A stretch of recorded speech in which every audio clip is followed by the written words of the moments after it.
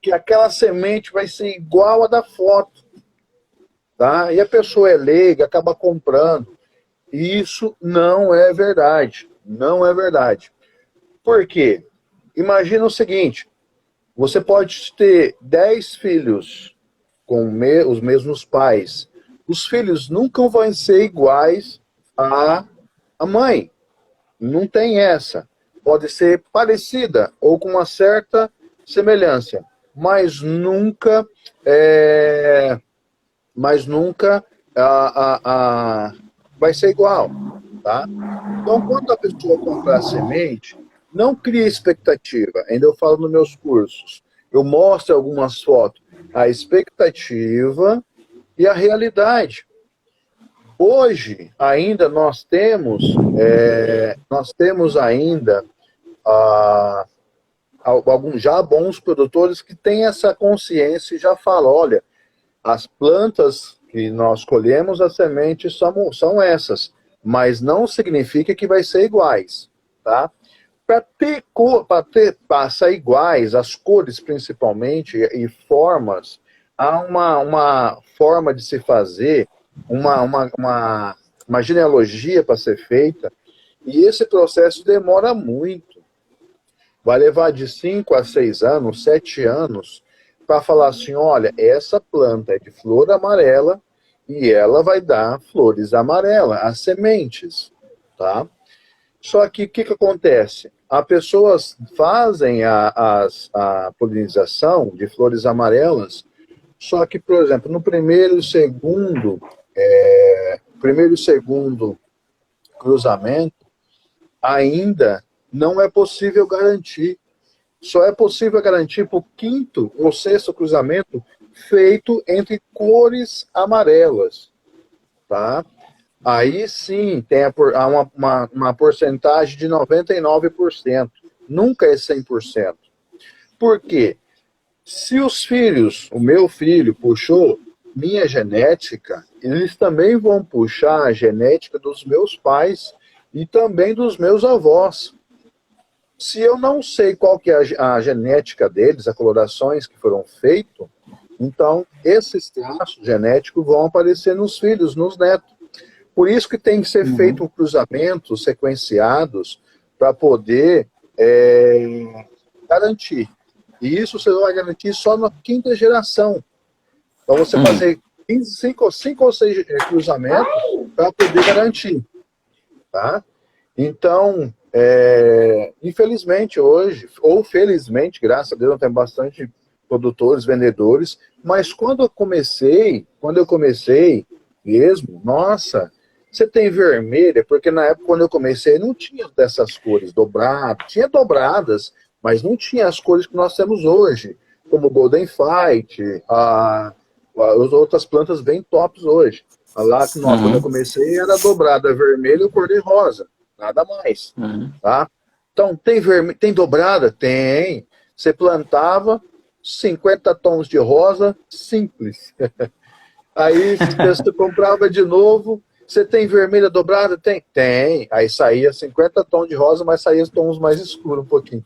Então, hoje você consegue, como tem produtores no Brasil e também os internacionais, como o Léo BMA, que tem uma excelente.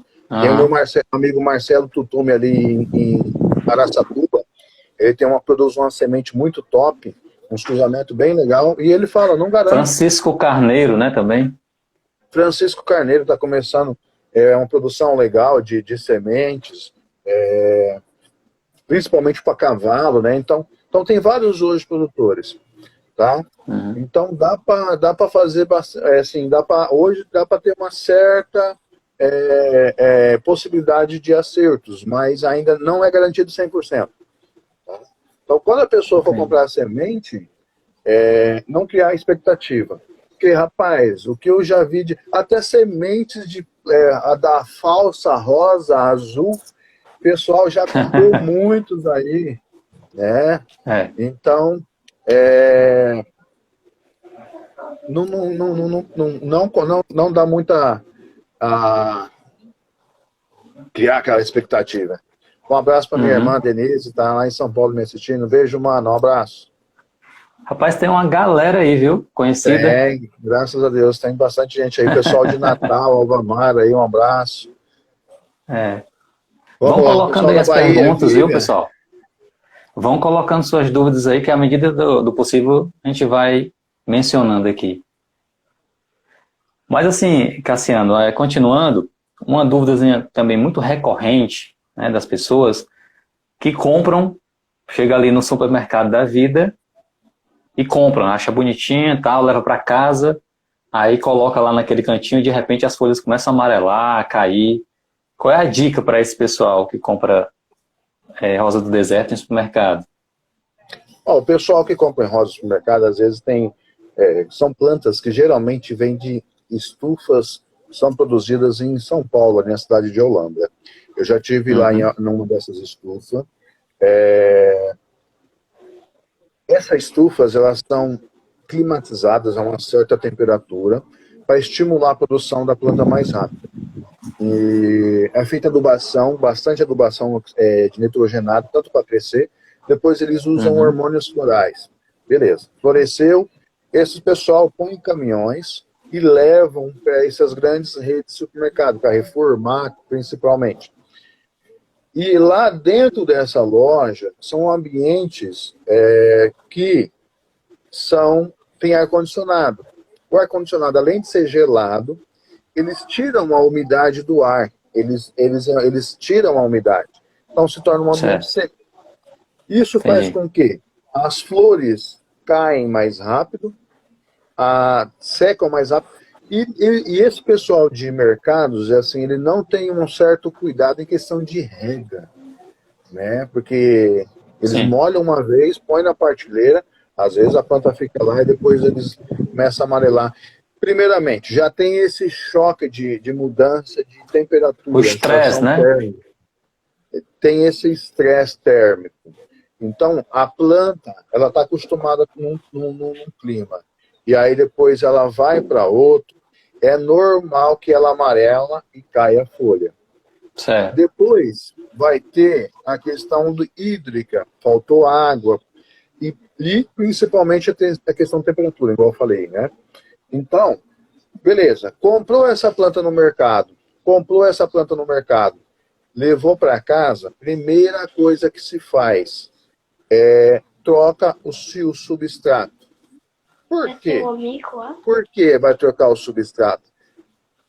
E aí, belezinha, irmão? Tá de janelinha, hein? Tá trocando aqui as porteiras. Tá. Por quê? Vamos lá. O substrato que aquela produção utiliza, ela é totalmente diferente do que você vai utilizar e você tem na sua produção aí na sua casa. Geralmente, esses substratos, eles são muito finos e são muito retentor de umidade. Se você começa a colocar água, conforme você rega as suas plantas, você vai ter uma alta umidade e vai levar a uma podridão. Aí você vai perder essa planta. Troca seu substrato, põe num substrato seu, você vai deixar ela em quarentena, tá? A famosa quarentena que todo mundo está vivendo, né? Sim. Então nós vamos deixar ela em quarentena. Por quê? Recuperação. Sério? Porque essa planta ela precisa se adaptar ao seu ambiente, à sua temperatura, porque você não vai dar a mesma adubação que ela, você não vai ter o mesmo adubo, não vai ter a mesma rega, a sua rega é diferenciada, e a questão de ambiente, tá? A questão de temperatura, de clima. O seu ambiente ele pode ser mais seco ou pode ser mais úmido, né? Eu estou vivendo agora no Amazonas, aqui o ambiente é quente e úmido. Mas eu estava em São Paulo, na minha região lá é quente e seco. Então, tudo isso influencia. Então, adaptação da planta. Algumas plantas se recuperam com um certo tempo de rapidez. Tem algumas dicas que a gente pode dar para ajudar na recuperação, né? O uso de fito-hormônios, né? Principalmente o hormônio citocinina, que ajuda na estimulação do sistema radicular, ajuda ela a recuperar. Mas onde eu vou encontrar isso? É difícil? É difícil. Não é barato. O que nós podemos utilizar também é a vitamina B1, que Sim. estimula o sistema radicular a aumentar ele emitir novas radículas para poder absorver água mais rápida e vai dar uma alimentação mais rápida para a planta, ela vai se recuperar. Tá? Então, tudo isso aí. Pode comprar em plantas no mercado? Pode, mas cuidado, tá? Porque já teve clientes meus que a gente foi fazer curso, fizemos o curso, enxertamos, na hora que ele foi pegar na planta, no caldex da planta, o dedo dele afundou no caldex, porque a planta estava podre. Mas esteticamente já estava bonita, verdinha. Jamais, nem eu percebi a podridão. Então, saber comprar, observar detalhes aí, a gente recomenda bastante. Mas observar bem, apertar caldex, ver se não tem praga. Muitas vezes no mercado tem muitas plantas com ácaro, principalmente ácaro, que é um tema que o pessoal está pedindo muito, já a gente vai falar sobre o ácaro, tá? Uhum. Mas pode comprar tranquilo. É só questão de você climatizar a sua planta. Então, Cassiano, resumindo esse tópico aí, né, que é muito relevante, eu canso de ver pessoas comprando rosa do deserto em supermercado, quando a planta ela reage dessa forma, nada mais, nada menos que uma autopreservação dela mesma. Ela Ela mesma. tá reagindo para poder depois ela melhorar, né? Uma pergunta, posso usar o ácido endobutírico para estimular o enraizamento? Pode sim, o ácido endobutírico ele estimula também o aumento do sistema radicular, pode ser sim.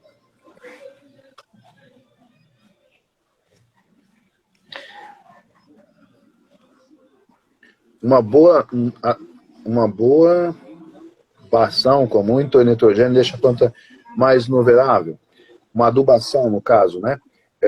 Respondendo ao amigo aí, o nitrogênio deixa a planta assim mais suscetível, porque dentro dela tem uma maior quantidade de água. Porque como a planta rosa deserta é uma planta que ela é suculenta, ela faz armazenamento de água, a adubação com nitrogênio faz o chamado estiolamento, o crescimento alongado demais das células, e sendo que não a maturação dessas células. Então ela fica mais fraca, mais frágil, perdão. Então aí acontece, por exemplo, nas mudinhas pequenas acontece muito o cozimento. Se você se pegar num ambiente que está muito quente, ela acaba dando cozimento e muitas das vezes a podridão, tanto como a podridão negra, pelo sistema radicular, e também como a podridão mole. Começa na parte aérea da planta e ela vai descendo. Desce. Como é uma planta que está, ela é uma planta assim que não é tão fibrosa, ela é mais aquosa dentro dela, a podridão mais rápida do que vai acontecer essa podridão. Agora, Cassiano, uma pergunta que não quer calar, né? Existe um substrato perfeito? É aquele pronto? Como é que é? Olha, difícil. É difícil você falar assim, encontrei um substrato top.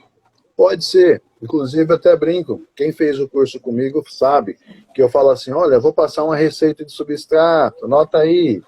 Aí eu falo, utilizar matérias-primas da sua região. Item 2, não tem. Item 3, não tem. Por quê? É igual eu estou falando. A gente vive num país grande, que é onde muda-se muito de questão de clima. Então, por exemplo, lá no Nordeste, no Sul, agora está muito seco, está quente lá, está propício para desenvolvimento de planta. Mas daqui a pouco nós entramos no outono hoje, se eu não me engano, daqui a pouquinho já começa a esfriar, para eles lá vai ficar ruim. Nós estamos no Amazonas, o índice de chuva agora é muito alto. Então, para saber, assim, você tem que desenvolver. Claro que hoje tem empresas especializadas no mercado que estão se desenvolvendo um substrato legal. Só que, por exemplo, muitas das vezes aquele substrato, você tem que fazer uma complementação. você vai ter que dosar um pouco mais a donaventura dele, por mais uma quantidade maior dos chips, né? Sim. Para criar uma Uhum. drenagem maior devido à região. E tem regiões que você vai ter que colocar, diminuir isso e aumentar menor a gramatura dele para não Legal. ter umidade, né? O pó de coco, ele Gostei. retém. Então, tem várias coisas assim. Por exemplo, o pessoal aí do Nordeste, igual eu falei, o pessoal aí tem um período de estiagem maior do que daqui de onde a gente está. Então, para eles, tem que ser um substrato que tenha mais retenção de umidade. Aham. Agora, eu que estou no Amazonas, tem que ser utilizar um substrato que tenha uma boa drenagem pela alto índice de chuva, certo? Então, é difícil um substrato legal? Mas não é impossível. Não é impossível. A questão que eu falo é o seguinte: a gente tem que fazer um substrato um pouco testar, legal, beleza, deu adequou, ótimo. Melhorar, vamos que pode ser melhorado, uma adubação mais orgânica e tal, tal. Tá. Então varia bastante. Tem um meu amigo, um abraço aí, o Frederico, lá do Substrato do Negro, tem um substrato top, muito bom, Já né? ouvi falar, viu? Então, e aí, cara, é top o Já ouvi substrato falar. dele. E então a gente trabalha com ele. Para nós aqui, nós temos que fazer uma melhoria, uma melhoria sim, acrescentar um pouco mais de carvão para dar um pouco Certo. mais de drenagem. Agora, quem Agora o quem carvão, utiliza o, estufa, o ah, carvão, além da drenagem, ele serve para outras coisas, né? Ou não? sim, o carvão é excelente. Alguém falou aí sobre areia. Eu particularmente não gosto da areia. Por quê? A areia ela tem baixíssimo valor nutricional. Eu prefiro utilizar o carvão. O carvão ele tem nitrogênio, tem carbono, tem sílica e é um material altamente drenante e durável. Tá? Evita formações de alguns tipos de fungos, justamente por conta da sílica. Tá? Mas eu tenho clientes que a base do substrato dele é areia. Tá dando Uhum. certo. Eu não vou chegar lá e falar para ele, olha, É. não, tá errado. Não. Então depende muito, igual eu Inclusive, falei. Tem inclusive pessoas que vai cultivar. Ah, aqui em Fortaleza, a maioria das pessoas usam muita areia, né? Praticamente a base aqui, o pessoal usa areia, a bagana, a né? bagana. Algumas pessoas usam também uma tal de catanduva, que é uma folhinha bem pequena, triturada, entendeu? Bem leve. E, e palha de arroz carbonizado, que eu vi até alguém perguntando aí. Então, em São Paulo, eu utilizava o meu substrato à base de casca de arroz carbonizada, a palha de arroz carbonizada, porque eu tinha facilidade em encontrar lá, certo? Para lá, para mim, é um material fácil, barato, né? Que para mim deu certo, né? Agora, quem tem estufa, que consegue controlar a quantidade que entra dentro da estufa, é ele que determina, aí é diferente. Agora, quem Uhum, cultiva a planta a campo, a sol pleno, aí já tem esse problema, né? Então, a areia, mas eu já tive, assim, pessoas que eu comprei a rosa do deserto e veio só na areia, né? Mas eles têm que fazer uma adubação maior, tem que fazer uma sim, fertirrigação, sim, adubações mais constante, porque a areia não tem tanto valor, não tem nutrientes, tá? sim. Então, É varia praticamente bastante. para drenagem, né? Praticamente para É drenagem, né? justo, é justo, tá? Então, agora fala assim, eu tenho uma receita do substrato perfeito. Difícil. Varia bastante da forma que você vai utilizar, se a sua planta está em cobertura ou a campo. Sim. Agora, aproveitando o gancho do substrato, Cassiano, com relação a plantar rosa do deserto no chão, qual é a sua opinião com relação a isso? Olha, varia. Também entre a Tem questão uma da. polêmicazinha, muita gente tem medo, né? Muita gente arrisca e dá certo, né? Ó, eu tive o prazer de estar lá em Natal, um abração ao Vamar lá de Natal. Nós somos de um produtor que ele produz diretamente no chão. Eu fiquei espantado, estarrecido por aquela coisa, aquela surpresa que eu vi. Mas o solo dele permite que praticamente 99% é areia, né? Então, varia bastante. Estou no Amazonas, aqui o solo é praticamente argiloso, 70%, 80% argila. Não tem como eu fazer. Por quê? Na areia, como a gente está falando sobre a questão do substrato, a areia é drenante, Sim. tá? E o solo argiloso, ele retém muita umidade. Então, por exemplo, nesse período de chuva que nós estamos aqui, eu vou ter um alto índice de apodrecimento de caldex pelo excesso de umidade. Ó, a minha tia Regiane Agora, Alcoforada aí, rapaz. Ó, ela tem plantas, ela tem um canteiro, a coisa mais linda, viu, Cassiano? sim. Ah, então, a questão vai muito da localidade. Na Bahia, eu tive Vai. na Bahia, então fiquei na casa de uma senhora que me falha a memória aqui agora, é lá na Costa do Sauípe, ela tem uma chácara maravilhosa lá na beira da praia, e ela tem um canteiro de rosa deserto diretamente na areia, mas é areia. O Uhum. solo permite isso. Porque quando você molha ou chove, a drenagem é praticamente quase que instantânea. A umidade ela não segura, né? Aham. Então, fica a questão é isso aí. Se fizer tiver o solo com bastante drenagem, arenoso, faz um teste. Não vai chegar lá e jogar todas as plantas no chão e achar que vai dar certo. Planta lá uma ou duas e vê o resultado. Tá? Dona É. Fátima, é isso mesmo, Rafael, lá na Dona Fátima. Valeu, irmão, obrigado. Eu tive lá na Rapaz, Dona aqui, né, Fátima.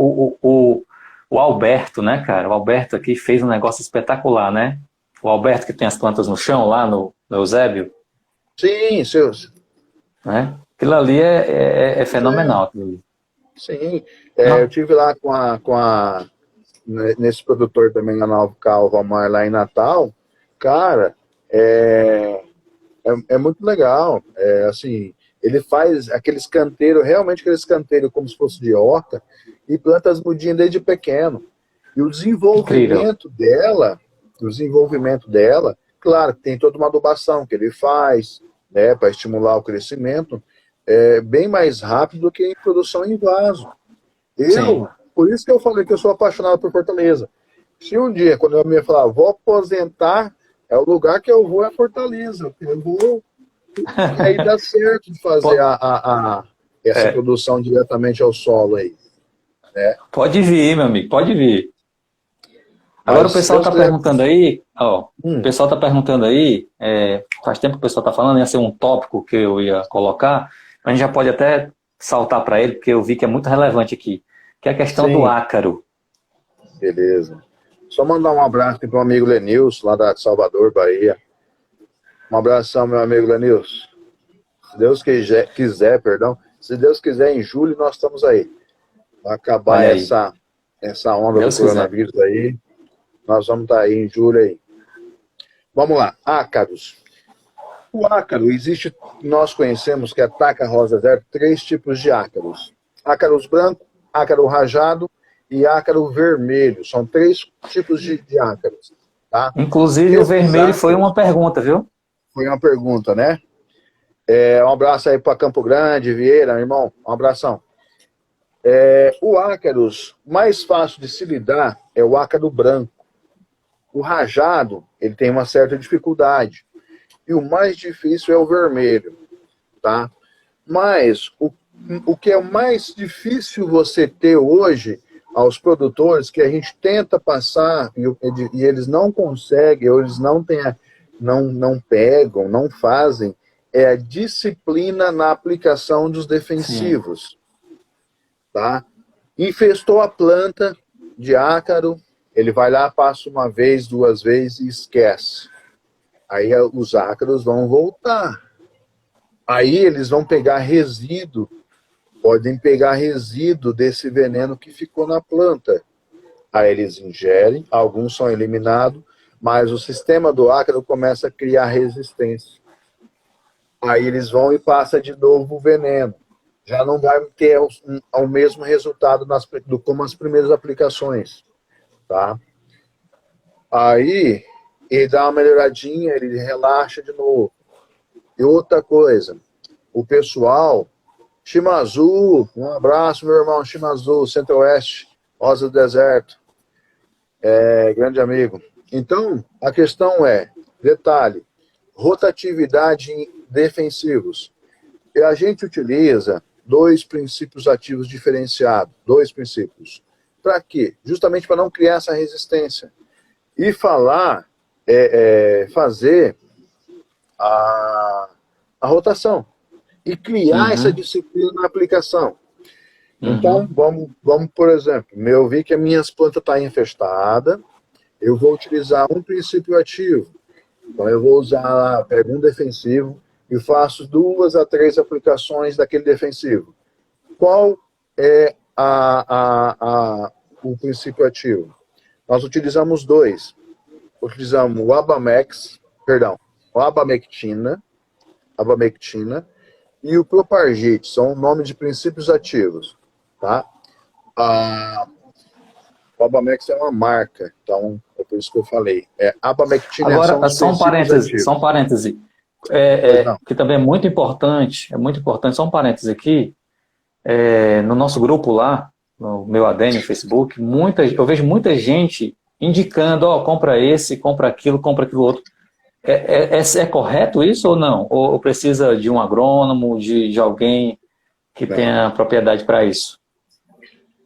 É necessário, e são produtos tarjados, então esses produtos tarjados, eles não são vendidos assim a qualquer um. Você chegar numa casa agropecuária, você não vai conseguir. Então você tem que ter um conhecimento.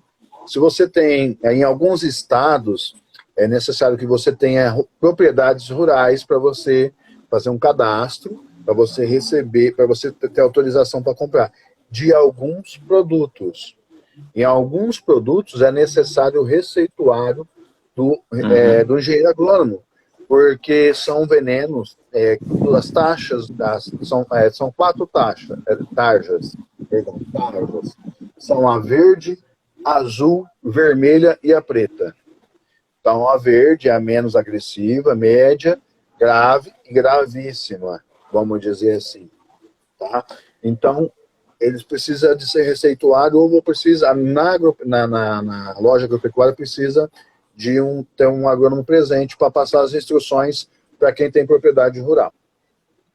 pronto. Aí você vai entrar, vai adquirir esse produto e vai fazer a aplicação. Aí a questão é disciplina. Aplicou hoje, aplicou lá, semana que vem, você conseguiu eliminar os ácaros, não pode deixar de aplicar. Você vai aumentar o espaçamento da aplicação, mas tem que Certo. passar. Perfeito. Tem que Perfeito. passar. Ah, mas não tem, vou gastar veneno. Aí entra aquele ditado: é melhor remediar, é melhor Prevenir prevenir do é que remediar. Por quê? perfeito. Quando você vai comprar, você vai vender suas plantas, ela está com ácaro, deprecia o preço, você perde 70% de possibilidade da venda, e se o cliente compra, a sua imagem é que está indo ali. Pô, comprei Uhum, a planta de fulano, estava cheia de ácaro, infestou tudinho as minhas plantas, tá? uhum. Então é uma outra dica aí, ó. Comprou planta, não já chega levando para dentro da sua estufa, não, perto das suas plantas. Deixa de ladinho ela, Quarentena, quarentena. deixa de ladinho, faz a aplicação defensiva, troca o substrato, mas tá com flor. Espera a flor cair, então, caiu a flor, faz a aplicação, troca o substrato, e faz a adequação certinho para não ter problemas maiores. Tá? Desses ácaros, o branco é o mais fácil o branco é o mais fácil de ser eliminado. O rajado, ele já é mais um complicadinho, e o vermelho, tá? O princípio ativo que a gente gosta de utilizar, que é o Propargite, ele tem ação ovicida. Então ele vai eliminar os ácaros desde o ovo. Ele vai pegar o ovo, o indivíduo jovem, o indivíduo velho e o caducano. Então elimina tudo. O bom é isso, tá? E é só que é questão de rotatividade. 2 a 3 aplicações de um princípio ativo, muda, 2 a 3 aplicações de outro princípio ativo, tá? E por quê? Você vai ter plantas saudáveis, plantas bonitas, né? Não atrasa o crescimento, igual o Shimazu falou aí, citou, não atrasa não atrasa o crescimento, não derruba a floração, porque conforme o ácaro está sugando a energia da planta, ela está deixando de alimentar a flor. E isso pode levar a um abortamento. Tá? Então, a aplicação, a controle é fundamental. Sim. Propargite e abamectina, para quem perguntou aí o nome do princípio ativo. Tá? Agora, Cassiano, eu vejo pessoas que têm problema de saúde sério e que não quer usar produto químico, né, de forma alguma. E aí, como é que fica a situação? Então, existem alguns meios de você não passar produtos químicos. Existem algumas fórmulas, né? Fórmulas não, algumas aplicações de defensivos orgânicos, tá? Só que a ação dela é mais lenta, você vai ter que aplicar mais vezes e tomar cuidado, ter uma atenção muito maior, tá? Receitas caseiras, por exemplo, a utilização da água oxigenada para o combate do ácaro tem dado um bastante resultado, tá? Legal. A utilização... Água oxigenada, dá só uma dicasinha para o pessoal perguntando, água oxigenada seria, qual é a medida exatamente? Olha, duas tampinhas para 1 litro d'água, ou não tem uma... Eu não tenho a receita de cabeça certinho, que a gente não utiliza tanto. Mas no grupo AAAA, é a Associação Anônima dos Amantes do Adênio, tem lá uma explicação bem legalzinha lá da receita, porque varia bastante para volume 10 e para volume 20. Né? Então tem uma diferenciação de dosagem para conforme o volume. Tá? Água oxigenada, a utilização de vinagre de maçã ajuda a combater o ácaro, só que você tem que fazer aplicação praticamente que diárias nas plantas, um dia sim, um dia não, dependendo da região e dependendo da infestação. Tá? Para quem tem problema, eu recomendaria assim, faz uma primeira aplicação química para conseguir eliminar o máximo possível, depois trabalha com a orgânica. Oxigenada, vinagre de maçã. Tem o alho também, a base de alho. Existe a Dona Salete tem um defensivo, a base de alho muito top, e dá resultado também, tá? O alho sativo, tá? E existe também a questão do detergente, tal, sabão de coco, mas cuidado. Alguns desses produtos não foram desenvolvidos para tal ação. E o residual dele pode danificar plantas, queimas, tá? Aí, ó, 20 ml de água oxigenada, volume 10 para 1 litro de água. O André aí está falando. Obrigadão, André. Perfeito. Tá? Vinagre de maçã. 50 ml de vinagre de maçã para 1 litro de água. Tá? Então, tem várias aplicações alternativas, aí, né? ser feita, alternativas, mas são paliativas, não são uma ação tão rápida quanto o químico. Tá? Sim. Isso daí... É porque tem pessoas realmente que não podem nem chegar perto. Tem um sistema mais frágil, né? Isso aí Olha a aí, gente ó, já sabe. VB Viviane B, ó, isso mesmo, isso mesmo. 20 ml para 1 litro de água. Show. Legal. Obrigado, Vivian. Agora, outra questãozinha, né? Poda. Aí eu pergunto, né, que foi a questão colocada aqui no direct, né? Existe um período certo?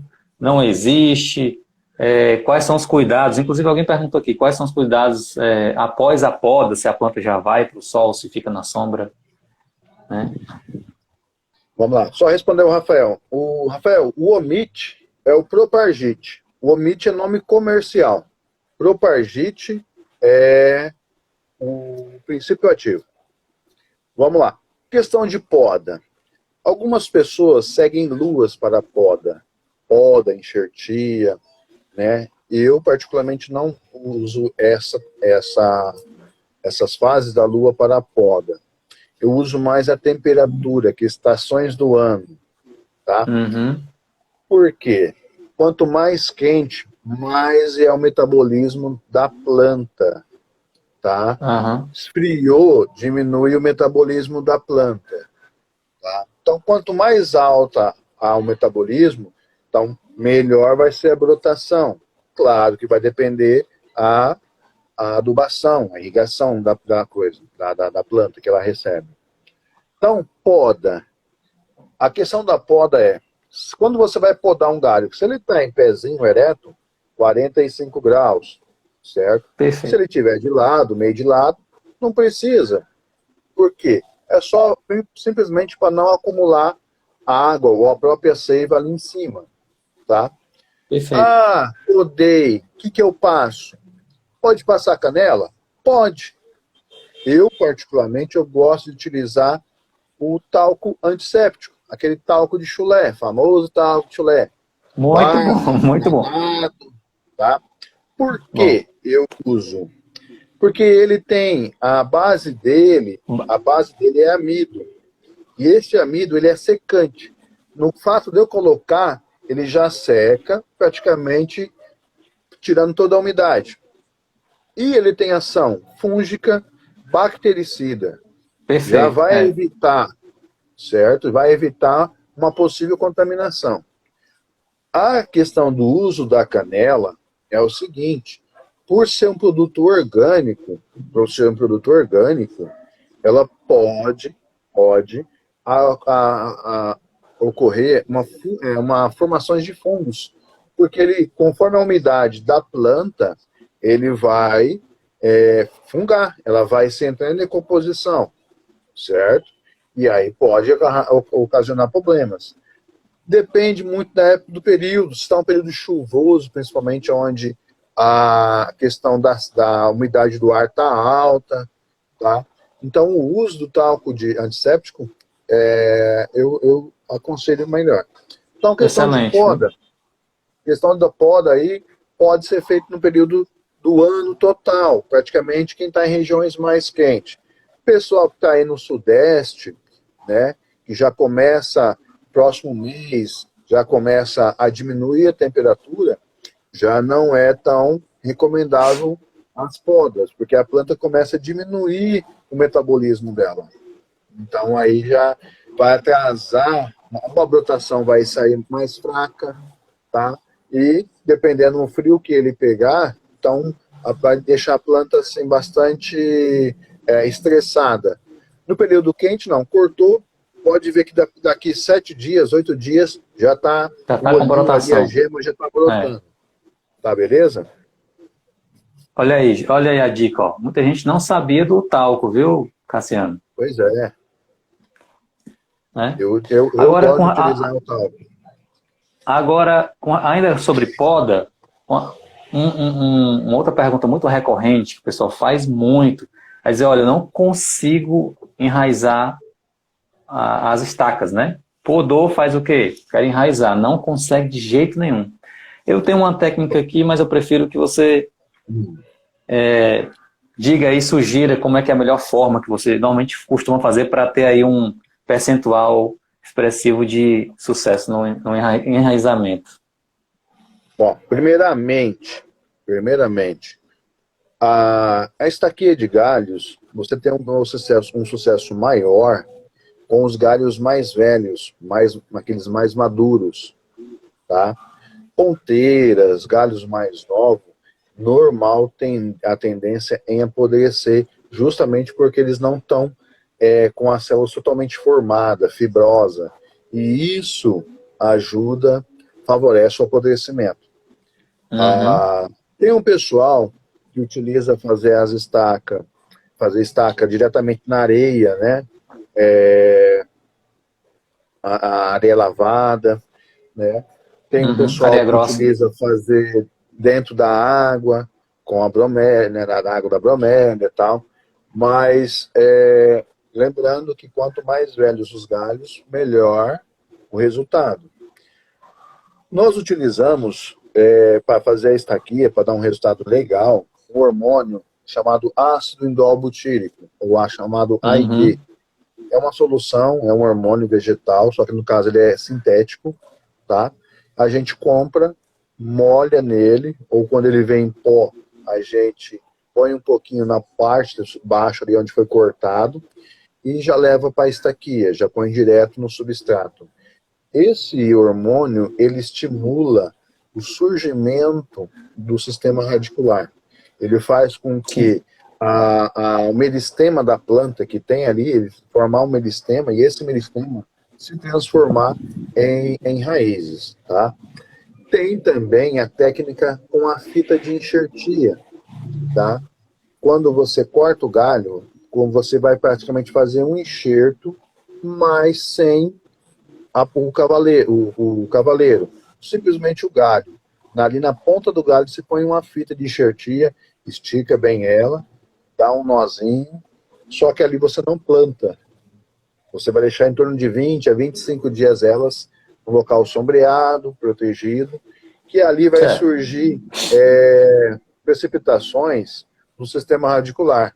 Aí depois você vai tirar a fita e vai pôr no substrato, com auxílio de uma estaca, de auxílio de alguma coisa para deixar bastante em pezinha, ereta. O nome do hormônio, ácido indol butírico, AIB, ácido indol butírico. Vai encontrar no Mercado Livre, se encontra, mas cuidado, porque muitas das vezes o pessoal vende só o talco, não vem o hormônio. Você compra e não dá certo, tá? E algumas lojas especializadas para esse meio. Algumas empresas de químicas, né, que mexem produtos para desenvolvimento vegetal, reflorestamento vegetal, que faz a propagação de clones aí. Um abraço.